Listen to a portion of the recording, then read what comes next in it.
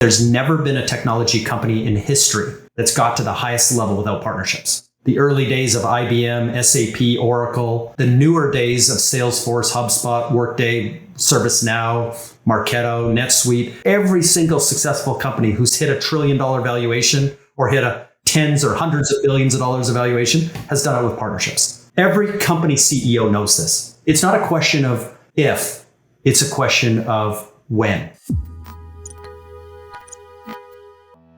If I had a chance to ask only one person in the world about how to do partnership in recession and sort of difficult, challenging environments, it probably would be you. And I'm really excited that you joined us. You've been leading partnerships in Canalys and then Forrester before, amazing companies, and you've been sharing a lot of amazing insights. Today, I would love us to focus on how partnership managers should behave and perform in the recession. I think there's two different narratives about partnerships. One of them is partnerships are amazing in terms of ability to jumpstart growth, but at the same time, they're very difficult. So I would love to start with asking you, how do you think about partnerships today? We're going through kind of a once-in-a-generation change in partnerships. The last 40 years have really been defining partnerships around the point of sale, which is for every industry, that point that your product is sold, and 75% of world trade goes indirectly. So it's a really big, important point in value. We're breaking down what we call ecosystems, whereas the points that happen, the moments that happen before that point of sale, there's 28 of them. In a subscription consumption model, which many companies are transferring into, every 30 days after that point of sale are just as critical. In the implementations, the integrations, the habit forming, the stickiness, and that's obviously broadly across every industry, are just as important. So you're breaking the customer journey into 3 areas in partnerships. Those partners that help get the customer to the dance, those partners that help get them on the dance floor, and then those partners that help keep them dancing every 30 days forever. That 3 swim lanes plus the technology alliances for every company. 79% of people won't buy a new car unless it has Apple CarPlay. That's a technology alliance. There are technology alliance partners, not only in software, a couple 100,000 software companies, but 800,000 emerging tech alliances. Internet of Things, AI, automation, blockchain, quantum computing. You have metaverse and self-driving cars and drones. So those technology alliances, the strategic alliances, and the business alliances. Those 6 things now are the modern partner framework. They're all equally important. And building a central, specific program, one program with one portal, one set of front doors, is what's critical to the modern partner leader. But if you like a CEO of a leadership team of maybe head of partnerships in a growth stage or maybe mature company, right? It's like doing SaaS, for example. And you now thinking about next year, beginning of next year, everyone is talking about recessions, VC are freaking out. And you sort of thinking where do you put your limited resources? Should you start partnerships at this stage? Should you double down on partnerships? Should you retreat a little bit? What's your advice? You're talking to a partnership person, so I'm going to be biased in the answer, but I will tell you in 2008 and 2000, the last 2 major global recessions, the technology industry has led everyone out of the recession. So the tech industry tends to double down, and partnerships tend to double down during these times. So every company is facing their own macroeconomic challenges, and we could spend an hour on what those are: inflation and supply chain and a war in Europe and all the different things that are happening. But in the end, we found, based on our research, 51% of partners are investing more in marketing during the downturn to come out of it stronger than they went in. This is a time of competitive advantage, of where you can invest more in partnerships. And we now have new leadership in partnerships. So again, with 75% of world trade flowing indirectly, we've always had the channel chief, the head of channels, be a real sales, point of sale driven person on quota.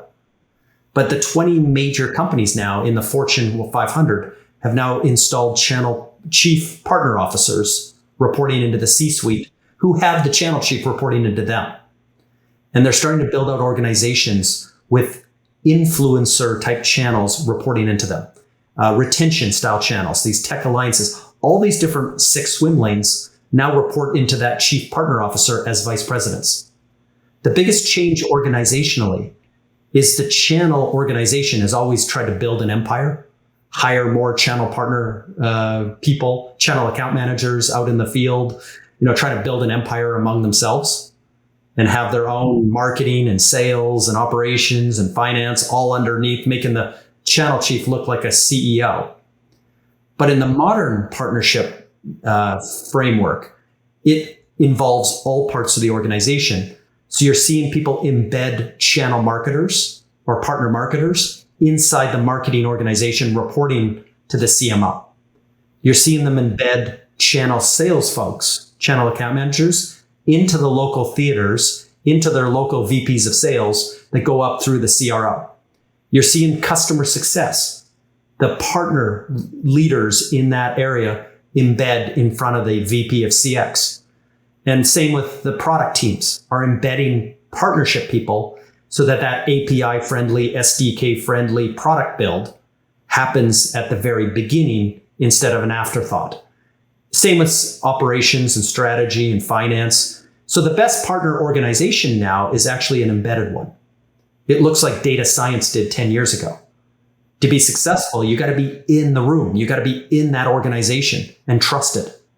And then you can build that data lake. You can build that channel from the ground up inside the organization and then dotted line back into that partner organization. Let me picture a scenario where like I'm sort of head of partnerships, maybe like 1 year in a sort of SaaS company. We are growing reasonably well, but now like the cash is tight and all this stuff. I would have a conversation with CEO and this person would say like, where do you think we have the biggest leverage right now in terms of partnerships? Where do you plan to put resources in the next half a year? How do you plan to win? Let me maybe reiterate this question to you. Like, where do you think is the biggest leverage? Is it like in terms of acquiring users? Is it in terms of retaining users? Is it like in terms of upselling? I saw that you mentioned in one talk about 7 partners during the customer journey, right? So I would love you to elaborate on that. You're talking as a partner person, kind of 1 year in, working for a growing SaaS company. A growing SaaS company is maniacally focused on just a few things. One thing is product fit. The other is getting a sales and marketing engine that's repeatable and scalable. So the greatest way to inflict fear in front of that founder, in front of that CEO, is to go in and start talking traditional channels. Because that company is at no stage to start franchising. Until you can build a better hamburger and get the kitchen working perfectly, do you start thinking about putting a restaurant on every street corner of the world? But being a SaaS company, you're already living on rented land. You're already partnered up with a hyperscaler like AWS or Microsoft or Google. You're already partnered into the industry you sell in or the horizontal platform that you're creating. You already have 6 other products on the tech stack that the customer's buying. You're building yourself as an ecosystem company just in the framework of your business model. So partnerships to that CEO should look less like resell and more like the other swim lanes. So asking the generic questions of how can we make our product better by making it more integrated with the other parts of the tech stack. Because by the way, we learned 2 weeks ago that that's the #1 decision criteria in channel software. We learned about 3-4 months ago that that's the #1 decision criteria in MarTech software, the 9,932 MarTech companies. So we know it's the #1 criteria now when people buy a car. So it's not price, it's not feature function, it's not service and support. It's literally integration first. How well do you play in the sandbox? So I would be asking my CEO, my founder, how well do we play in the sandbox? Have we built our product to work perfectly with API first, API friendly with everyone else in the sandbox? Are we sending data? Are we taking data? Are we raising all boats? That's a partnership play.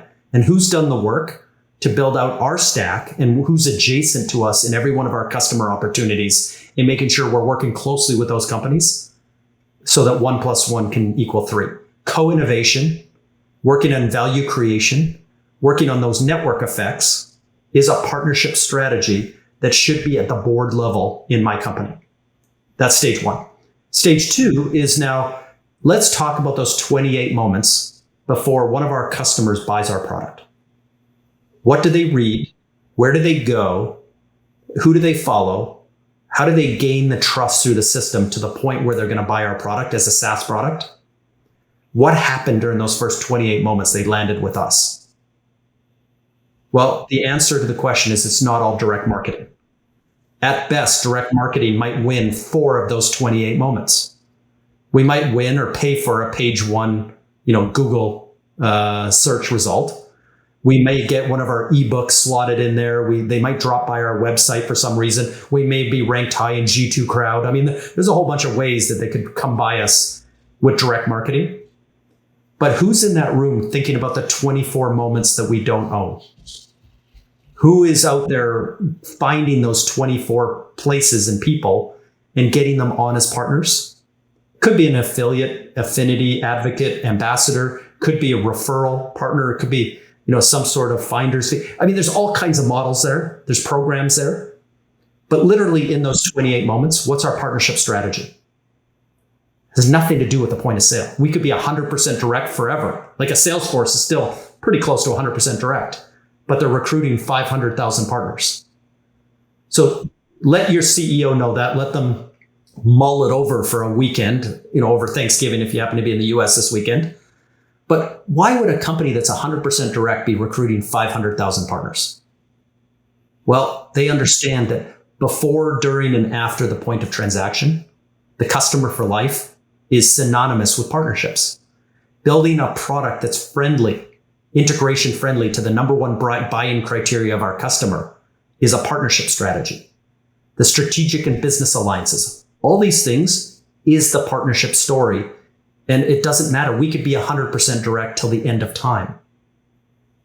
And we're going to be the most partner-friendly company in the world. It's really great insight. I guess where it gets, generally speaking, tricky for a lot of folks is that CEOs, especially now, they think about sort of new revenue. I just posted recently case study with Atlassian where they discovered that having at least one integration makes product twice stickier. They mostly focus on direct relationship with customers, but they help channel partners to help their customers as well. So they kind of do this interesting mix. The things that I'm trying to understand, how do you communicate this within the company that actually partnerships might not translate into direct revenue tomorrow, but it will translate into direct revenue maybe day after tomorrow. And it's a really crucial to engage in these efforts earlier than later, and especially in downturn when supposedly companies are much more open for partnering, right? We just did a major piece of research with partnered up with HubSpot and partnership leaders. It's a 94-page report that can be downloaded by anyone.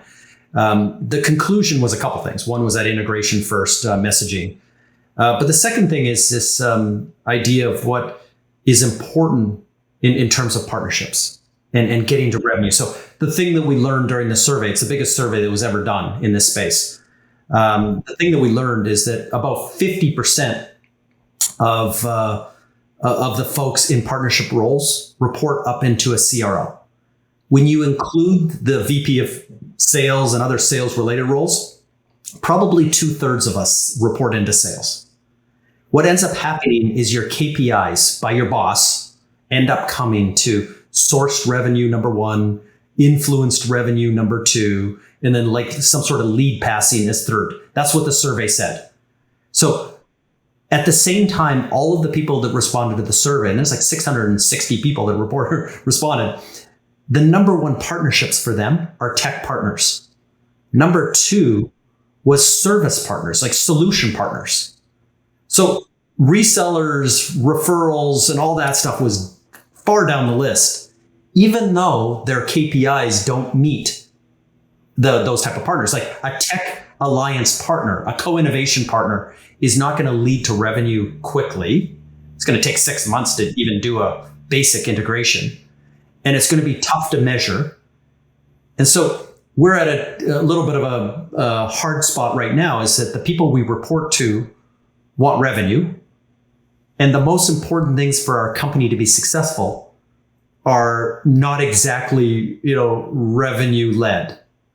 So that's a difference. And that's something that, it's not easy for anyone to break through. You don't want to get fired, but you also know the importance of partnerships and what kind of partnerships are crucial to an organization at whatever stage of maturity of the company. And it comes to this, we all know in the end, all of our leaders read magazines and they read a lot of books. They know that there's never been a technology company in history that's got to the highest level without partnerships. The early days of IBM, SAP, Oracle, the newer days of Salesforce, HubSpot, Workday, ServiceNow, Marketo, NetSuite. Every single successful company who's hit $1 trillion valuation or hit tens or hundreds of billions of dollars of valuation has done it with partnerships. Every company CEO knows this, but it's not a question of if, it's a question of when. They always think partnerships happen later in a franchising model. You got your hamburger, you've got your cup of coffee. It's time to put a restaurant on every street corner on the planet. It's not a question of franchising. That's the resell model that most of them learned in college. Most of them think of channels of distribution as franchising.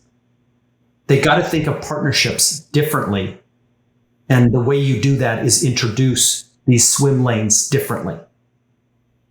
Tech, strategic business alliances, the influence type partners before the point of sale, and those retention partners after the point of sale. The average customer today at a mid-market or enterprise has 7 partners they trust.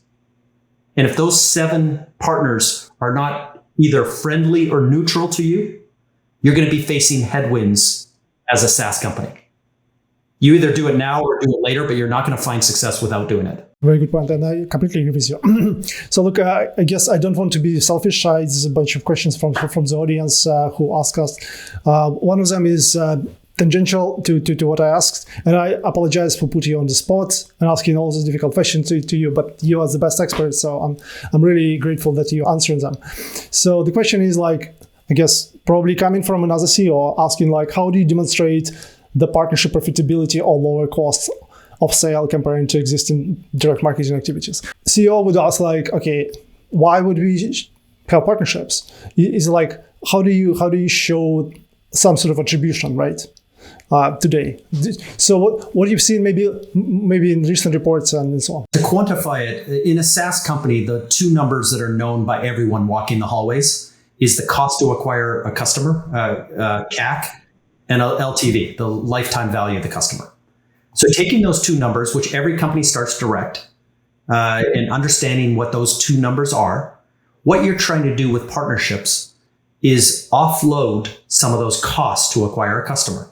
The marketing costs, the sales costs, the engineering costs. If those things can be reduced, the delta between the 2 and then the lifetime value of the customer. Because by the way, with partnerships, there's a higher stickiness to the customer, a higher retention rate, lower churn rate. So with that going up and cost to acquire a customer going down, the delta between those 2 numbers, a partner professional has to get good at reporting on those very specific company numbers. And what happens though, and the trick is it doesn't happen immediately. When you have a new partner, they don't offload any cost, they add cost. Because you have to hold their hand through the marketing cycle, the sales cycle, and the integration implementation cycles. They're not doing anything on their own. The second deal gets a bit better, the third deal gets a bit better. But in the first 6 to 12 months, it's a double cost. I'm funding a channel, I'm funding my own internal teams, this is expensive. But again, on the hockey stick curve, when that partner can start doing it on their own, get a deal, sell a deal, and service a deal, and you're starting to win deals in your sleep, your cost to acquire a customer almost goes to 0. The lifetime value goes up because the churn rate goes down on those type of deals. And when you start to see those deals happen in your sleep, partnership leaders very early in, you got to recognize every single one of those and put it to the highest parts of the organization. Because in an 18-month build of a channel, most people get fired at month 12, especially in these macroeconomic times. You got to find some early successes and make those very visible to the organization and let everyone know that even Microsoft was on a journey of partnerships early in the stage, and a little bit of a little bit of jumping into caution that this was going to work at some point. Completely agree. Actually, I speak with a lot of partnership managers. This is what typically happens, and being great in terms of building momentum, both with partners and internally, is one of the things that it's I think this is where it gets the most similar to CEO, right? You need to build momentum both with your audience, users, investors, and everyone else. Another question that I get asked a lot, and somebody asked for our discussion, is about marketplaces. I know that you love marketplaces, and marketplaces are just devouring all these partnerships, sort of changing the partnership landscape, quite significantly. And this is from one hand, but at the same time, if you speak with, I had a chance to speak with a senior leader in Amazon, and I was asking him, do you think Amazon AWS will completely change the landscape for channel and partnerships? And he was saying that actually maybe it will, but it will not have a significant impact because there's so many companies that are moving into the cloud. There's going to be more and more software. So there's going to be sort of still a lot of different partnership models and a lot of collaboration outside of marketplaces. So I would love you to give us maybe a very high level overview, what do you think is happening? Yeah, it's a big topic. We could probably spend 30 minutes on it, but at the high level, places like McKinsey are talking about B2B marketplaces dragging $17 trillion by the end of the decade. We're calling on 86% compounded growth in marketplaces at Canalys, over the next number of years. They are growing on a hockey stick. The fact of the matter is our industry is also growing. In this decade, our industry doubles from 4.3 trillion to 8.6 trillion of what businesses and governments spend on technology. So what ends up happening is marketplaces aren't killing anyone. Distributors continue to grow, even though AWS, we predicted, will become a top 10 distributor within the next couple of years. We have direct, which continues to be a big chunk. We think maybe by the end of the decade, marketplaces might be 1/3 of the economy. That's a couple of $1 trillion. That's big. But resell and through distribution, everything else is still going to be a couple of $1 trillion. It's just not going to grow as fast as marketplaces are. But to any company, you have to figure out your go-to-market strategy, your routes to market. If you're a SaaS company, you got to figure out how many of your customers want to exercise enterprise credits at Microsoft, AWS, Google, Salesforce, HubSpot, whichever marketplace they're on. If they want to buy your software as part of a 7-layer stack, which is today's average, you got to create a frictionless way to do that. If you make them buy direct, or if you make them buy through a reseller when they want to buy through a marketplace, you're going to lose deals because of that. And you're going to gain more deals if you're through a marketplace and make it frictionless. You're going to win deals from the competition because you do it better than they do. So a marketplace has to be viewed on as an expansion of your routes to market, and also complementary because it also serves beyond the point of sale, some marketing help, some retention help. There's some other things that marketplaces do as well as a benefit. But again, it doesn't kill anyone. We're not selling magazines here. There's the death of nothing. It's just everything grows. It just grows at different paces. And as professionals, partner professionals, we have to view it as a broadening of the landscape, kind of like distribution is broadening as well into different layers. This is going to just be a very large distributed environment, some of it indirect, some of it direct, and a good chunk of growing through marketplaces. Well, let me ask the last question. So what would be your piece of advice for a new partnership leader who just sort of joins a SaaS company or a growth stage company in the last year? And so what would be your advice for the beginning of next year? And maybe what are the things that you are excited about? Where do you see sort of opportunities as well? I'll say two things. I'd dig into the new kind of walled garden we have in places to read, things to listen to, people to follow. There's 100 really, really smart people out there talking about partnerships, and digging into, some of their content is great. We now have magazines. We now have peer groups. We have associations. There's a lot that we can do to lift each other up as professionals. And this happened in MarTech 10 years ago. It happened in sales 20 years ago. The industries themselves grew and built each other. And you may or may not work for your company for the rest of your life. There's a 99.9% chance you won't. but the expertise you gain in terms of how to apply ecosystems and channels to whatever organization that employs you is your skill set. And you've got to rise above and build that. The second thing is, I would say we're in the third or fourth year of the decade of the ecosystem. This is the year of operations. Get very smart programmatically, process-wise, the workflows, the processes, the business logic, and connect that to technology. The people that accelerated their careers in the decade of marketing and the decade of sales are the ones that leveraged the CRM or the marketing automation platform, became experts in the 11 islands of innovation in this channel tech space, understood what these islands of innovation do and what a 7-layer customer stack might look like as you build it into your own company, to do this pre, during, and after sales, to do the tech alliances, strategic alliance, business alliances, figure out the programs, the processes, and the technology to do that, become experts in that area. That's where you're going to succeed the most. You're not going to spend time convincing CEOs that they should be the most partner-friendly people on the planet. They're going to come to that epiphany on their own with your support. Your job is to be the best you can be, and the best is to jump onto the technology and the programs that can apply anywhere. Thank you so much. I really appreciate your time today, kind of before holidays and between travels.